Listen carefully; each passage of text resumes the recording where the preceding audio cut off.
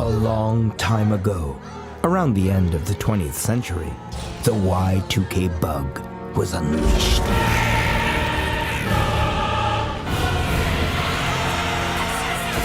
Only Kino, a new filmmaking movement, could defeat the bug with the power of film. The bug had opened a portal for monsters of a digital age.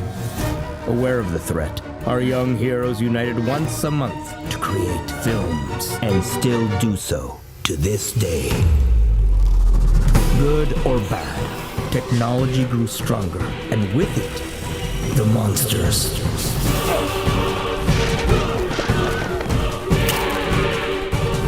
Our movement spread worldwide, inspiring filmmakers to band together.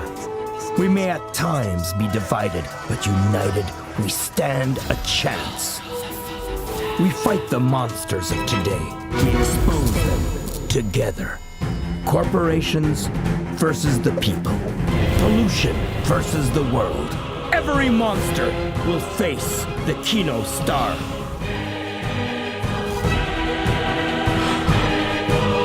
For the future and for film.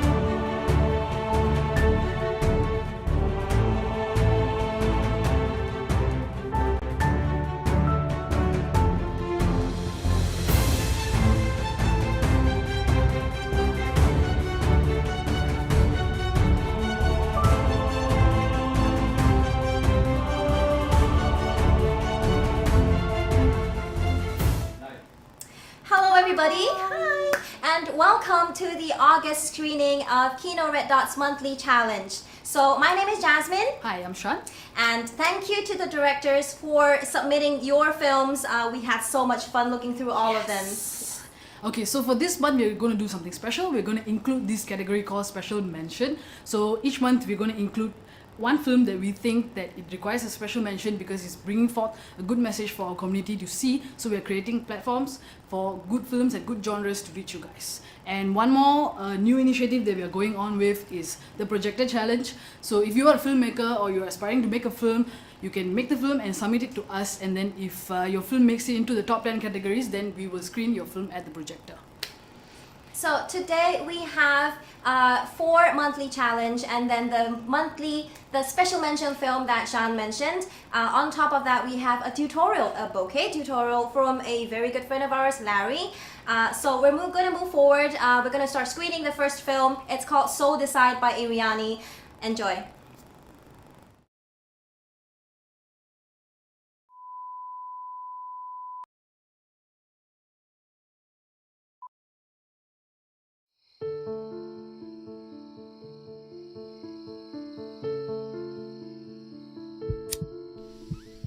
What is going through your mind right now?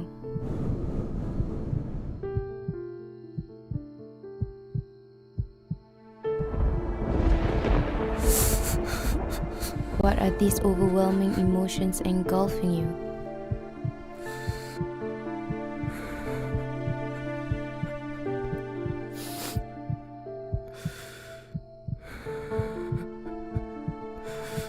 Why are you at war with yourself?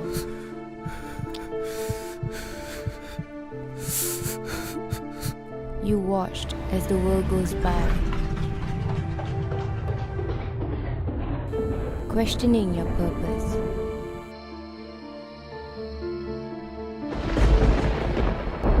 Your worth.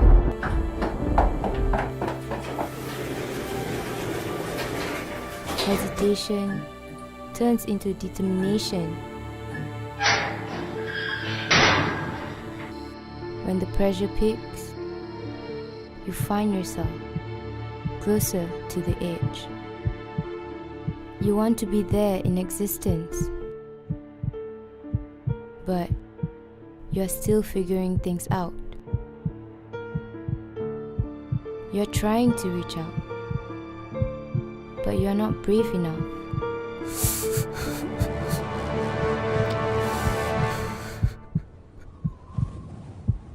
It gets too much. This is it. Your story ends here.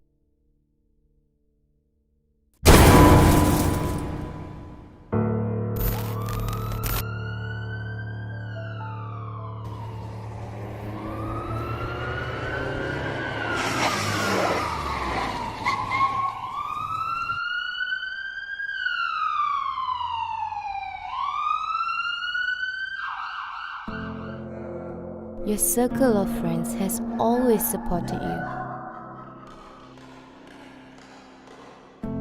But there are things that they do not see, that you think they could not accept.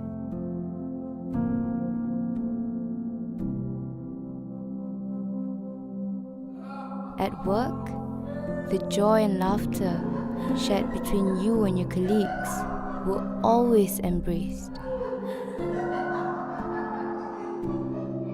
But were you always here?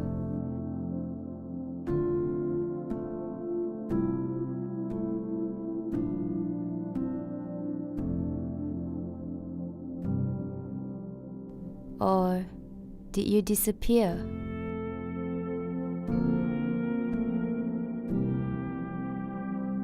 Your brothers who look up to you to pave the path for them now have a void that they cannot feel.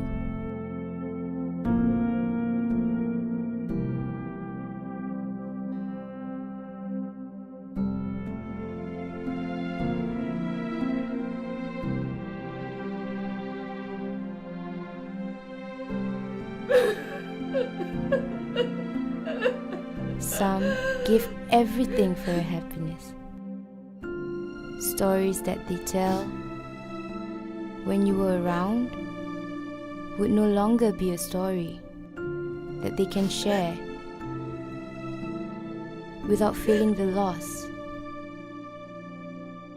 of a companion, a blessing, a son.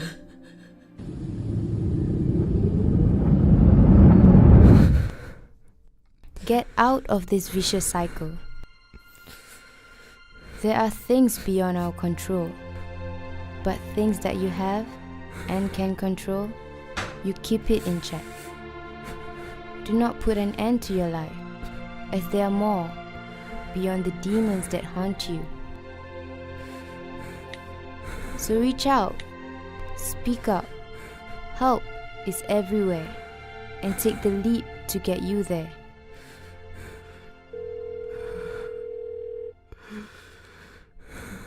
Ibu.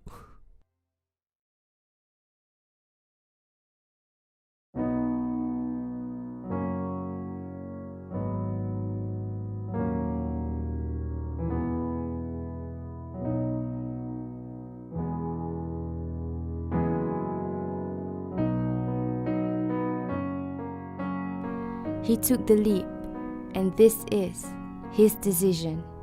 Thank you for staying alive, for you and for us.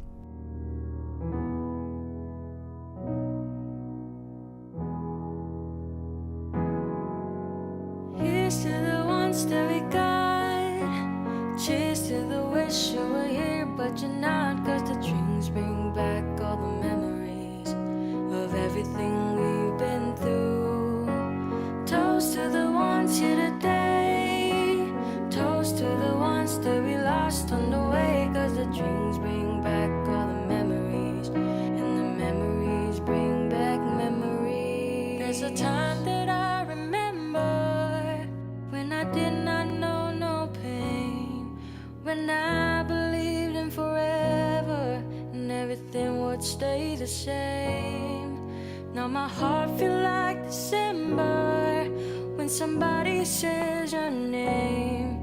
'Cause I can't reach out to call you, but I know I will one day, yeah.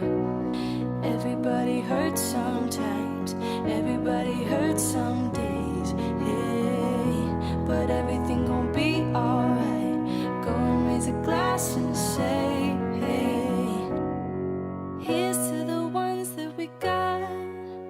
Cheers to the wish you were here, but you're not. 'Cause the drinks bring back all the memories of everything we've been through. Toast to the ones here today. Toast to the ones that we lost on the way. 'Cause the drinks bring back all the memories, and the memories bring back, memories bring back you.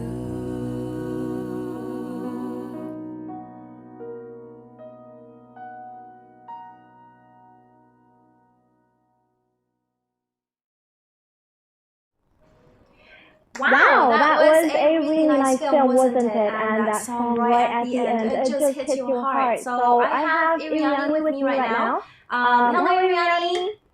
Hi.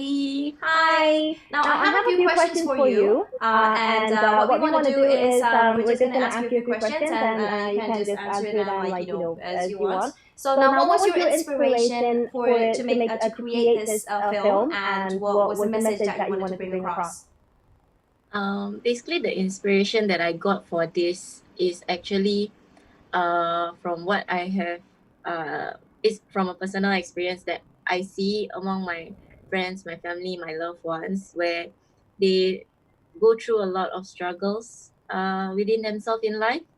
So I don't know how to actually put across whereby I want to be there for them, but sometimes it's a bit difficult where I too have my own life, and I want to be there for them and help them with their decisions in life, where to take a more positive path and to not actually choose the end of life as one of their options to get rid of all their struggles.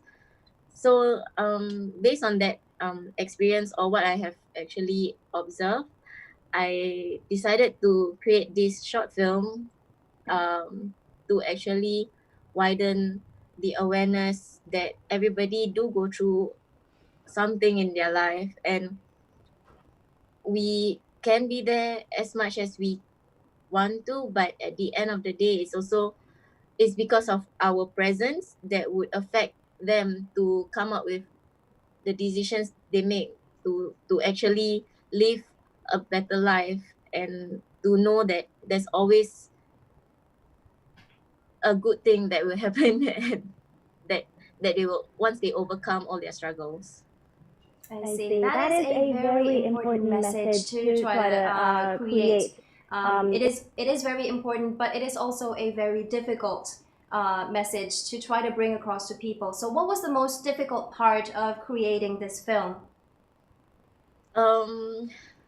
Because oh no, I'm gonna tear up again. Aww, it's okay. Grab a tissue. Because the most difficult part for me is actually um is actually knowing the people that I'm directing personally, as well as having this message held really close to myself. So I think the most difficult part is trying to bring my vision and the message that I strongly believed in into life as a short film. So I think because of that, I struggle a lot as a director to make sure that what I see and what I want to portray out as a message and put it within this short film, and hoping that the audience will also understand and feel what I feel, and actually explore a bit more on the emotions that they would not emotions, but more on the struggles that other people are actually going through as well. I wish I could just reach out and give you a hug right now. You are really very passionate about the things that you do, and like that is just really very admirable. But now moving forward, what do you think your next project is going to be, and how soon can we see it? Currently, I'm not working on any personal project, but work-wise, I am doing a Malay drama on Surya. It's coming up Wow. in October. Yeah, so the title is Tujuh Penjuru. So you guys can check it out when it's out on So Surya. what is it? What is it like about? What would you say It's like it is mostly like? about crimes and detective kind of show. So Wow. it's yeah, it's actually quite fun, and it's very intellectual kind of story. So you guys can check it out on Surya once it's out in October. In Yeah, but October. personal projects, I currently do not have the time. Yeah, as well as the economy and all my friends who are normally working with me on the film, we are also all having our own full-time jobs. So right now, I think personal projects wise, it's still a bit on hold. It can be quite difficult because due to this whole situation that we are in right now, like you cannot gather more than a couple of people or 5 people. Yeah. It can be quite difficult. Well, thank you for sharing that with us. Now we're gonna have to move forward. So we're gonna screen the next one. The next one is called Until the End by a very talented local film director, and her name is Brenda. Take it away. 刚刚讲 hello Hello. hello Hello, my darling. 心有情，今天都来不到，还没有来得住，连那不用的抱。Okay, no more. no more I 阿妈，你 don't. 每次没有跟我 high five 哎，high five，你 I 要 know 运 what 动你 I 的手。 say. 这个手不可以运动。你可以，你要慢慢来。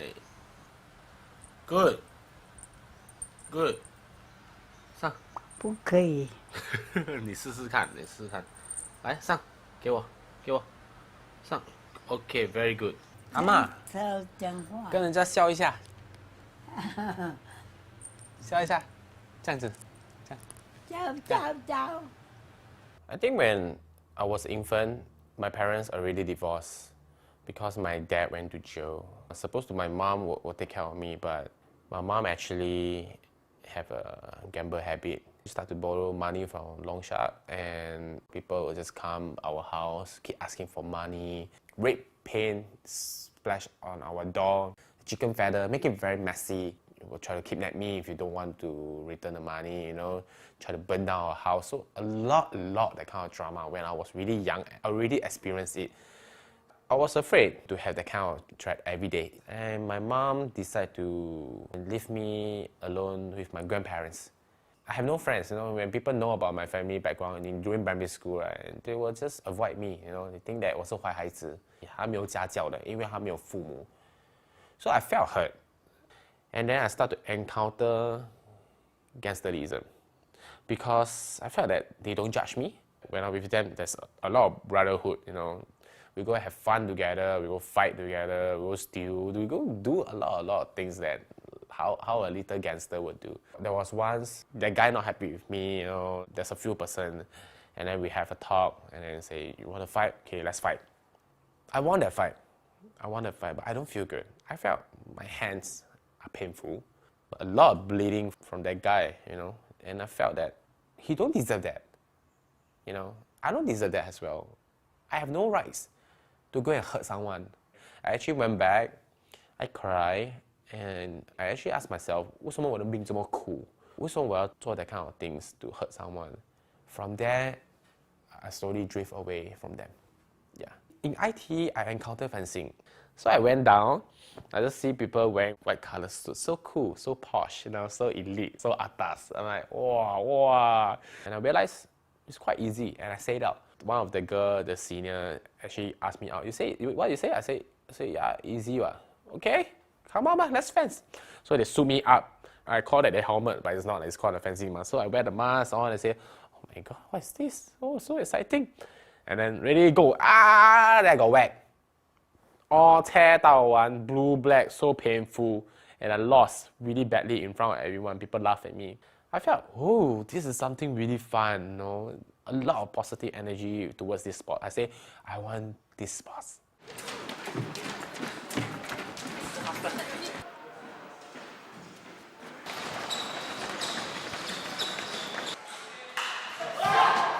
It was my first competition. I see somebody that just keep looking at me. So he just stand there with his arm crossed. He says, you know, Russian, they don't smile, they look at me. No one knows he's the national team coach, Alexei Karpov. After the competition finished, he actually asked me about my fencing experience. Are you interested to come down? National team has a sparring partner. National team? I only fenced for 3 months, ask me national team? Okay, you know. The national team fencers, they fence more than like 10 years, tons of experience. They know what they are doing. I go there, I'm like a burden. I'm so lousy. And after the training, I told the coach, I don't think I want to come anymore. No one want to fence with me, you know, I'm so lousy. He insists. He said, I'm going to see you tomorrow. Really strict, no smiling, no joking. I train him every single day. One day we will train 2 to 3 times. And I'm no one. I'm not in the national team. I'm not even ranked last in Singapore. I don't have any ranking. What does he see in me? I really don't understand. Even these decisions will cost his job, he still insists. So after half a year of good training, I went to Thailand Open. I might do well in the competition. I can get into the national team. Korea team is there, Kuwait, Iran, everyone was there. It's a so huge event. I go there, I look like a small fly, you know. No one talk about Singapore, you know. Everyone thinks Singapore is so small. We really so small. Our fencing was also so small. My target was actually top 32. I'm ready. Yeah! I got bronze medal in that competition. First Singaporean who get a medal in Thailand Open in men's épée. Everyone was shocked. Lim Wei Wen, in 6 months. I don't believe it as well. You know how much it meant to him and me. We trained so hard together. Finally, we achieved that goal. It's Thailand Open, it's not Olympics. But what I'm trying to say is, it's not about the medal. It's about we believe that we can achieve this.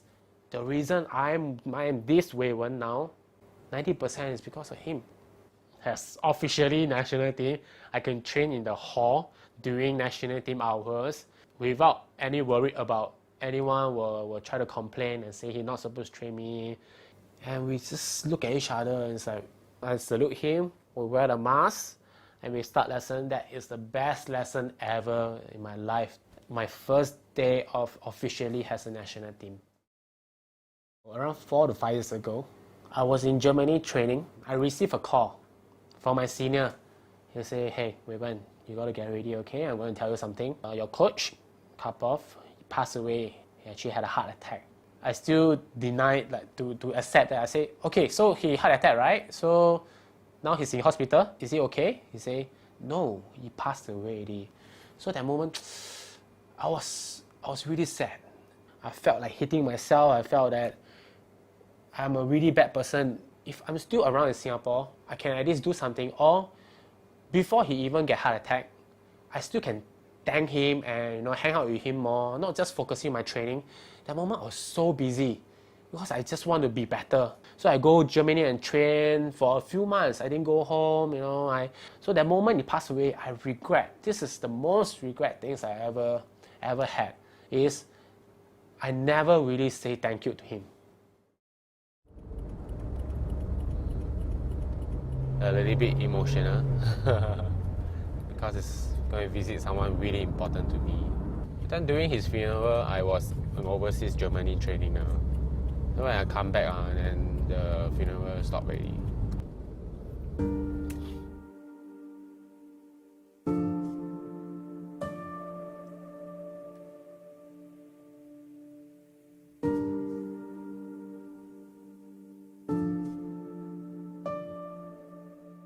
I found it already. You see her? Look at that. I will fight until the end. That's my coach. It's funny, every time I see him, I will feel very motivated.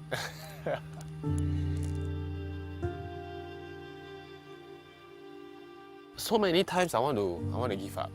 I tell him I don't want to do this anymore. I tell him that, I cannot. Then he always have his ways. He don't need to talk to me too much. He will sit down with me, he will just tell me some words. And then I'll just keep fighting from there. But now I just felt so lonely. But I realized he's still here. He's still here lah. And look at that. I will fight until the end.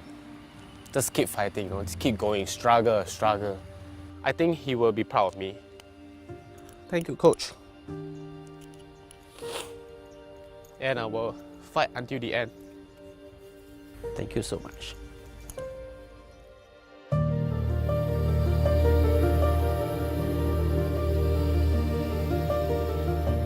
He's definitely someone very important to me.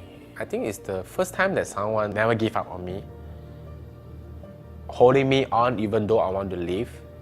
Slowly, time by time, I felt love. That kind of love and energy actually made me want to become even better. 2 years back, my stepsister found me on Facebook and I met my mom. The first question I asked her, 为什么你要离开我? But after that, I don't question her anymore because I know that she changed. Immediately, that kind of grudge, anger, loneliness, everything is just erased. A really beautiful moment for me.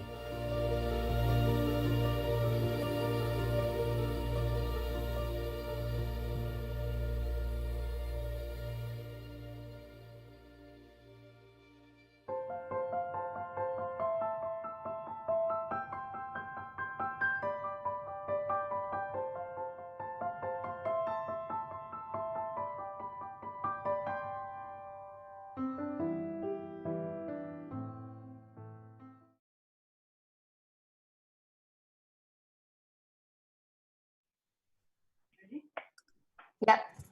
And we are back. So that was really great. We're here with Brenda, and we have a couple of questions for you, Brenda.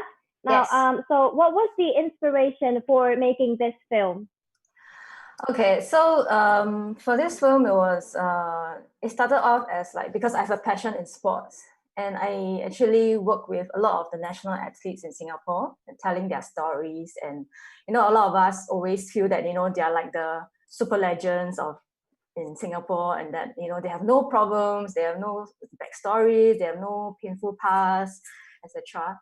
So the intention originally was to bring out the human element of these athletes, and that they are actually not always elite, they are not always perfect. So a lot of them still struggle actually along the way, and I just wanted to bring that. I just wanted to highlight that. And then along the way, as I was making this documentary, I think there was a lot of self-realization for himself and myself as well. So the realization was that actually, a lot of times we don't treasure the loved ones around us, like be it our mentors, our fathers, our mothers, whoever that really loved us for who we are, and whoever loved us and never give up on us. And I felt that for Waywen, the coach saw that potential in him, and no one else believed in him except him. And that kind of love is very rare. And the moment he passed away, then Waywen started feeling like, oh, I should have done more. But like a lot of times, many times, like in our lives, like we have loved ones that suddenly disappeared, or like we lost some of our loved ones as well. Yeah. Then we keep asking questions like, I could have done more, I could have done this as well. But I guess what my message, what I want to say to everyone is that, even if bad things happen in life, and even if things happen and you could feel like you are blaming yourself, you could feel like it was a mistake on your part, what matters most is what you do about it right now. What can you learn from it and apply the learning right now and from now onwards, how can you continue to practice what the love that your loved one has given you, and continue to pay it forward. Yeah. So just a quick personal insight was like, just now I was just watching the film, it's like it actually what I do now is also like pay forward because my grandma also showed that kind of unconditional love. She made a stand for me, protected me, and then since young I was like the closest to her. So now that she passed away, my life mission has always been to continue to spread her love, to think that what will she think of me, how will she be proud of me lah. Yeah, so I think that was the kind of inspiration that I was having. Yeah. I think it's an amazing message to try to want to send to people about treasuring the people around you that you have right now, and then treasuring the love that people afford to you. And I think that is an amazing message to send to people. Now, I see that there's a lot of physical aspects of the film. So how difficult was it to try to coordinate all that? So I mentioned to Alex that it's a very small crew. My documentary crew is always like 3 of us, and then we are all women. We are all ladies. I guess when we work with documentaries, a lot of things you cannot really foresee. For example, I was looking for the coach graveyard, right?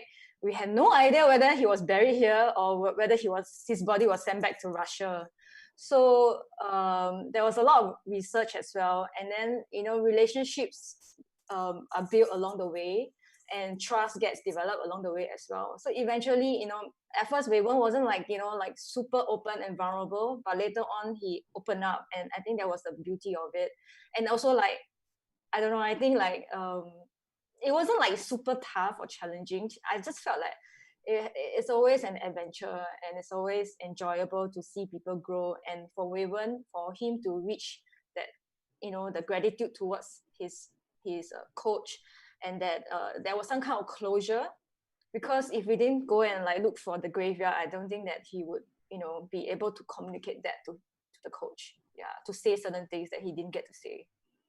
Wow. Okay, so you mentioned about it being an all-female crew. So was that a deliberate thing? Did you deliberately try to look for females for your crew, or was it just something that happened? No lah, it was just something that happened lah. Yeah, but we often get like 3 of us, like we look kind of like we are small, we are like small size, and then everybody see us like we look alike. Yeah. Yeah, and then people always comment that, wow, it's an all women's team. Yeah, it's very admirable. It is a very difficult industry right now for women to be in, and I think it's sending a very good message that your crew is like all female. So like moving forward, if your next project, is it going to be something like an all female crew as well, or are you just going to take it as it comes along? Both, yeah, but mostly I work with this all-woman crew. Okay, they're Jasmine, Tay, and Taylor Lau. We have worked together for so many years on so many meaningful documentaries. In fact, this film is like kind of like so long ago. I was like, wow, bring back a lot of memories. Right now, we are working on a project, also sports related. It's a little bit longer form kind of documentary, about 30 minutes. Yeah, but I can't share much because it's not really. Oh, I was gonna ask what's it about. But if you go to Honor Singapore page, Facebook page, there are some of our latest works there. So we just finished like a series about people who are facing true life and death situations. Yeah. Wow, that is incredible. That took a lot of my soul. I was like, the moment first, at one moment he's alive, then later on, like, oh my gosh, yeah, a lot of emotional up and down. Yeah. Okay, and I can see that you have a lot of passion for your craft, because like you get emotional about the things that you do. So any advice for aspiring filmmakers or the newbies and anybody who's looking to get into this industry? Be connected, go 100%, be committed to it. If you really believe in the cause, you really believe that a certain story you definitely want to tell to the world, because it's what you stand for, go for it, don't hold back. And then and I didn't come from any film school background, so don't be afraid to experiment as well. You never know until you try it. Yeah, so just keep learning, and then keep learning new things, basically. So that is very, very encouraging. And thank you so much for your time, for submitting the film and spending for your Thank time for this you. interview as well. Okay, so we're going to go into a portion of the screening where we talk about, we have three short films and a tutorial. So now this tutorial is from Larry. You might have seen him on TV in MediaCorp because he has been involved in a lot of projects on it. So if you find his face familiar, yes, he's the one. He's the dude you see along the bus advertisements. He's like on the taxi advertisements. So I had him for my first film. He was my director of photography, so he was really, really good. So I think a tutorial from him would help a lot. So stay tuned, and I will see you at the end of the film.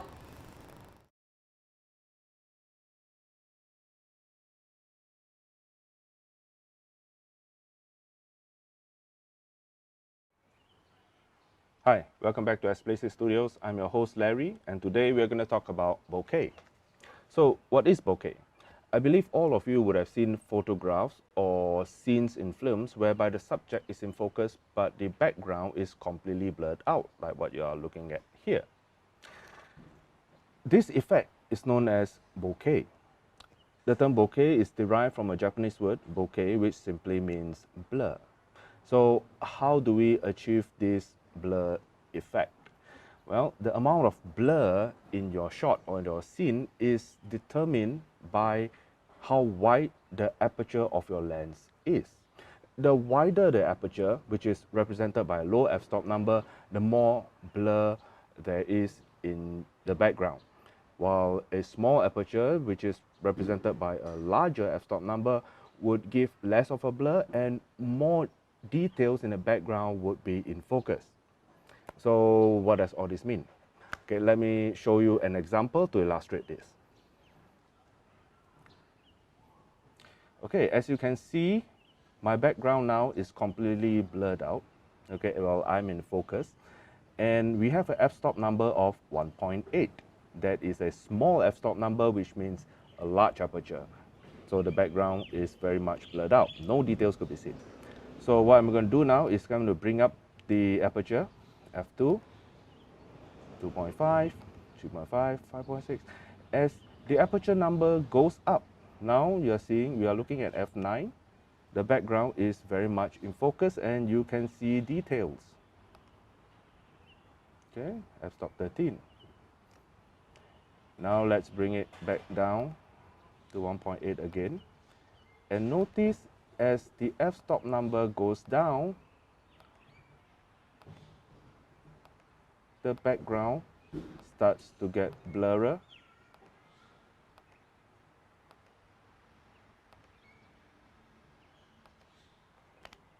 And there you have it. That's all there is to bokeh. And if you like this video, do hit the like, follow, and subscribe button. And once again, I'm your host Larry. Thank you for watching Video Sorcery. Till our next video, bye for now.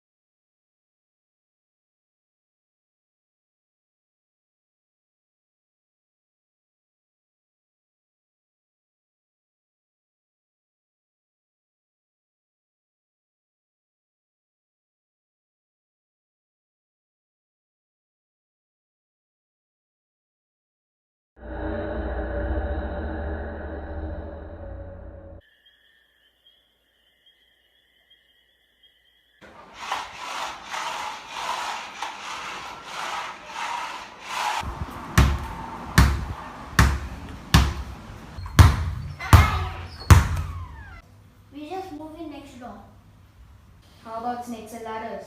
That's my favorite. Eeny, meeny, miny, mo. Catch the...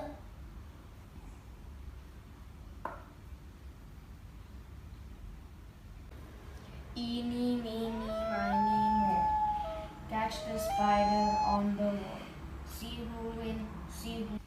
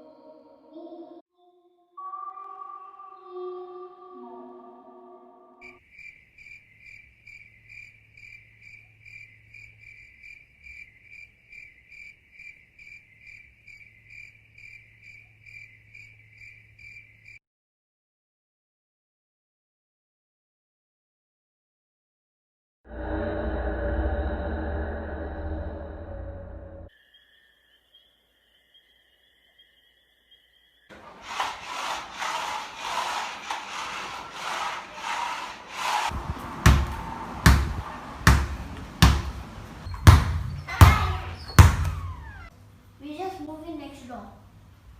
How about snakes and ladders? That's my favorite. Eeny, meeny, miny, mo. Catch the...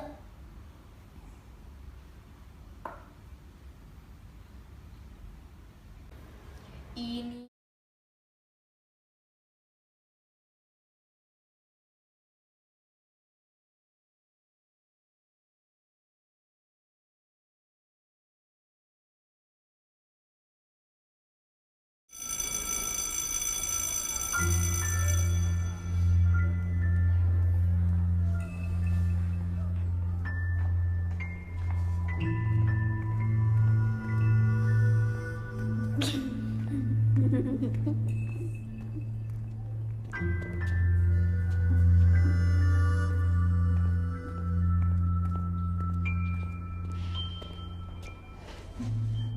你几时学会跟人家打架？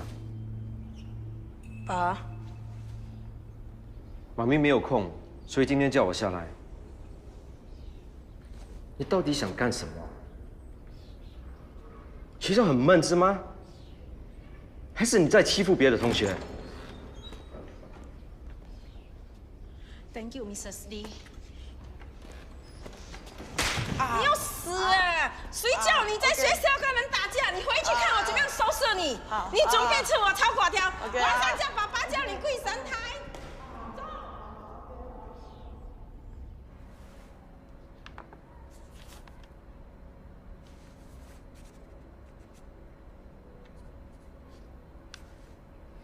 Sam, you've never been in trouble. You were a good student. Do you know what you did was wrong? And why did you still get into a fight with Tak Leong? Hmm? He tried to take away something from me. And see what he did to you? Is it worth it? What is it you were trying to stop him from taking?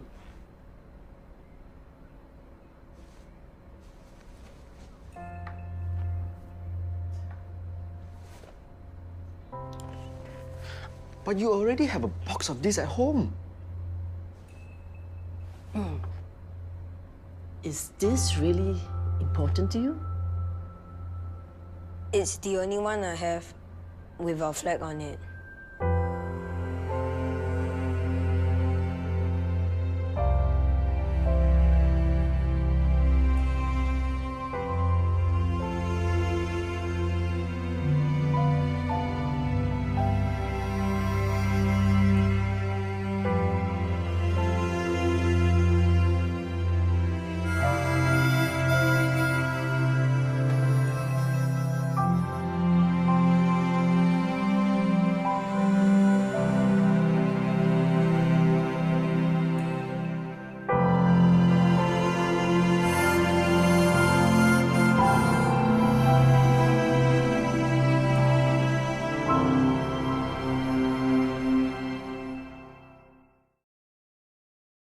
this film has been out for a very long time already.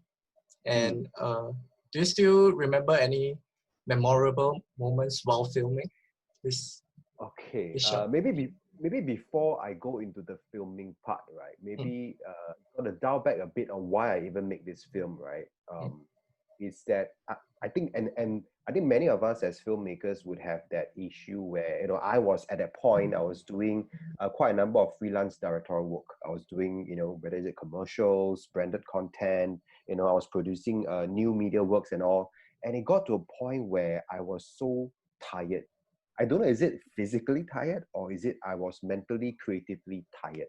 So then I realized that, as a creative, as someone in this field, I need to take a break of sorts, right? So this film itself was part of the Scene 65 film competition that came up. So randomly, it was almost like I need something to take me away from jobs.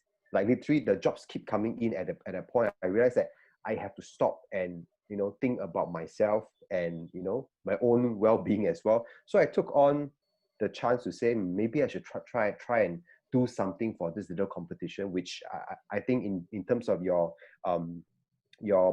program this month, it's red and white, right? That's the right. So I guess it's National Day and all, right? So at that point in time, it was not because I wanted to do it. It was something that I needed to do just to take myself out of the regular jobs, just be creative or just have a bit of fun, right? So I dreamt out the concept and I took at first I took about 2 days to come up with a base concept, and I threw that out because while I was so tired, I took a nap, and I literally, I can tell you, I literally dream of this scenario.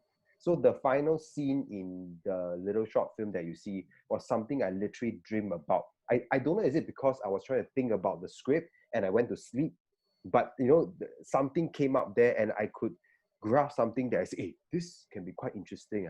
So I literally woke up and I started to write the script.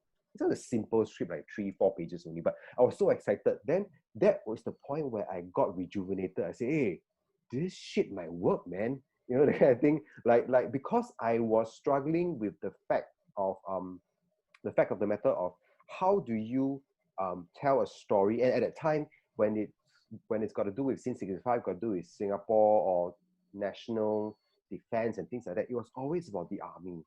And I know many people will be creating stories about the army, about our uniformed services. So I thought, how could I approach it somewhere else? That's why I took quite that 2 days to try and think of how can I hack it to make sure that the audiences, my targeted audiences, which are the locals and all that, would not see this as propaganda, right? First thing, try as much as possible not to be propagandish, right? And then B, how do they relate to it? I think the being able to relate to the story is super, super important. So from there, that's why I kind of devised this story. And the little trick that I sort of applied, which is which till now I thought was still good advice to some of the storytellers, was when I dig into this, I realized that there were two main things that needed to be explored within a short little story, so that the naysayers or the trolls will not call it totally propagandish, right? I mean, it's very easy to go there, Then there's this other part is, how do I tug their heartstrings? So two very important keywords: nostalgia, right, and childhood. Okay, so nostalgia hits everybody. You find a story that has that bit of nostalgia thing, immediately there's that relevancy to the person watching it. Someone of a certain age, across the board, across this age range, they will remember it. So already you would have the buy-in. You do not need to set it up. People already know. So nostalgia is the first thing. Second thing, childhood. Telling messages like this through a child, you will attract less trolls than if an adult says it. I think people are more forgiving when a kid does that. When the kid is telling the message through its own, the trolls or the people who are a bit more cynical, right, may not attack the kid that much. And that's something, if you look at online content, when you tell the story through the eyes of a kid, right, the kid's worldview can be very open. Sometimes it's not as you are less cynical of children. So therefore you are more acceptable of the viewpoint of the children. So these 2 points was what I think laid the base, the foundation of why I tell that story. Then I moved on into production. I literally just called a couple of friends that night when I wrote that 3-page thingy, right? Just point form, I did the point form and then the 3-page script. Immediately call my friends, just sell the idea to him, and then say, hey, I need help. I need someone to shoot. I need your camera, and I call a couple of friends who say, can you help me produce? Basically, we are just doing everything together. So I think the team was quite small. I think 4, 5 person, if I can remember. So I think the memorable part would also be, where do you find a school to shoot at? So that was the hardest part at that time. I can only imagine how hard is it now because of the COVID situation. But back then it was like, how can I within a week or 2 find a school that allows me to shoot? So luckily enough, one of my my DP actually had a friend who's a teacher. So I sort of reached out to the teacher, and I sort of tell my story to the teacher, and he says, oh, this sounds interesting, let me see how I can help. The principal was quite happy. Why? Because that particular school, if you see in the film that we filmed in, I just, off the top of my head, I can't remember. I don't know if it's Eastview Primary School, but it's in the credits. Right. It's not one of those that's very, very well-funded neighborhood school. So a simple film like this does help raise the profile of the school, does help to keep the students also like, wow, my school is on the screen and all that. So they were very excited to say, let's see how I can help. So after I finished the film, I even went back to the school during one of their assembly to screen the film and give a little talk to the students there. So I thought it all came full circle, and it was quite a wonderful experience for me. Of course, the awards came later, and then it got a little bit viral when the Prime Minister shared the little clip and all, and it is still playing at National Day these days. During month of August, you might just catch it at the different screens. But at the root of it, it was just me trying to do something outside of my professional work, just to have a bit of fun, to sort of tackle a brief. And the brief is to share a message as much as possible, less propaganda. How do I convey that message? Tackle it as a brief, but something to do at the sides. Yeah. Right. So I really love this line when the mother was sort of hitting the kid. Yeah, hitting the kid. What? 你回家吃我的炒粿条. How do you come up with that line? I mean, that line is, like I said, these are all nostalgia, right? All these lines, it's from my own childhood. And I think many people have the exact same child where the mother would say this, 跪神台, which is you kneel at the altar, right? If you do something wrong, your parents ask you to kneel at the altar because you did something wrong. Instead of saying 藤条, which is the cane, I don't know whether they still use that nowadays, the cane, or do they even sell it? But back then, the cane was, if you get whacked by it, it's 吃炒粿条 lah, because that's how you do it, right? You get whacked like this, and then you are like cooking 炒粿条 lah. So I think these things, maybe to people outside of Singapore, they might not be clear what it means, not unless they understand the language and the nuances. But I guess in general, with that, most Singaporeans will understand what she's trying to say. And I mean, the lady did a fantastic job. She is sort of like an actor also, but more of the background actors, but she has her own group of little background actors. But I thought that because of the way she sounded, I thought she fit the role, and I just wanted her to just play that small little part, and I think she did it very well, and quite entertaining. And I think I've got a lot of feedback that it's so familiar. The way that she's just saying it, she's so familiar, and yeah, I guess the nostalgic part or that familiarity part made it the reason that people were sharing it. That I think that could be the psychology behind such a content. Do you have any things to say to Singapore and the filmmakers out there during this whole period? Okay, I always end off with this totally irrelevant but relevant thing, which is sound is important. I realized that sound has always been the biggest, bugbear of a lot of content, whether is it sometimes professionally done, or whether is it sometimes that's done on a lower scale.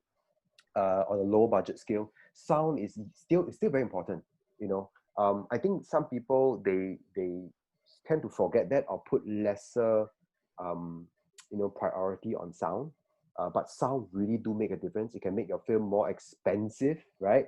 It can also tell a more subtle story at the sides about your main storyline.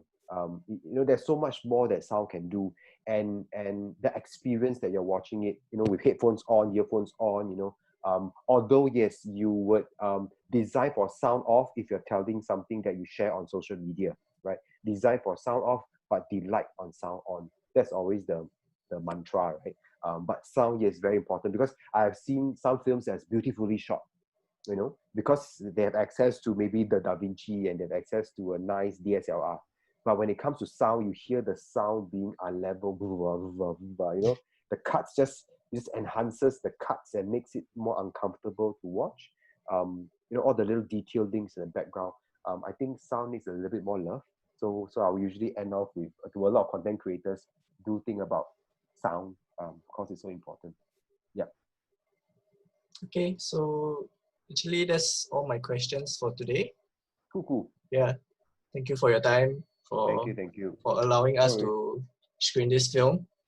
Yeah. No worries. I mean, it's there anyway. But yeah, I mean, I'm really happy to be part of this, and to sort of share my little story about the film. And I'm very happy that there's such groups out there that are trying to learn more, make more films, and help one another to make films. So I think that's very positive. Yeah. So keep going. Yeah.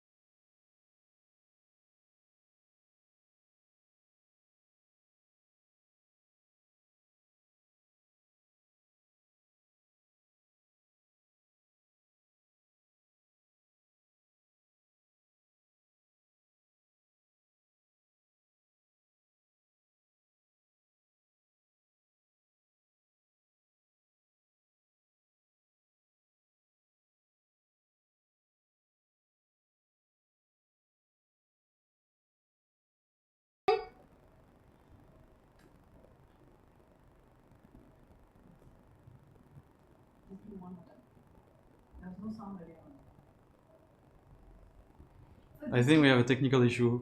We might have to we are live? Are we live? Yes, live. We are. Okay, cool. Okay. We ran into a technical issue. We apologize for that. So sorry about that. For those of you who couldn't hear us before, what we were saying is that about Alex was telling us about the next month's theme. Yeah, so thank you for watching. I don't know what is happening, but yeah, thank you for watching, and thank you for all the directors for this short film around the theme of around Singapore. The next month theme is gonna be environment and human. The live stream will be September 24th. And don't forget to register your monthly challenge with the link we have shared in the social network. Talking about social network.